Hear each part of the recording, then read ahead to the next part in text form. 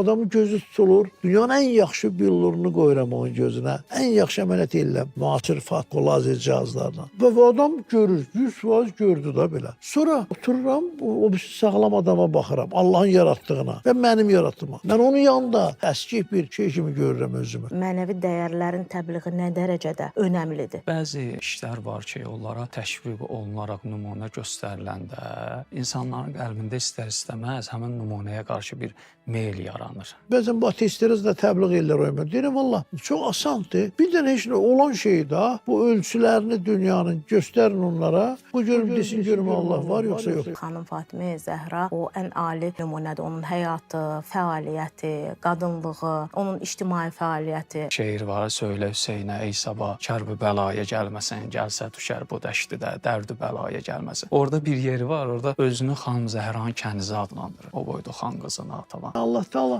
hər yerdədir, hər bir şeyə qadirdir. Əssalam ey hər iki dünyaya zinət Fatimə. Əssalam ey gövhəri dəryayı İsmət Fatimə. Xanım Fatimə Zəhra haqqı və ədaləti müdafiə edirdi eyni zamanda. Bizim anamızın o mübarək nümunəsi ki var, Xanım Zəhra və o cür adamların, onların hərəkətləri müqəddəsdir və təqdir olunandır və əbədidir.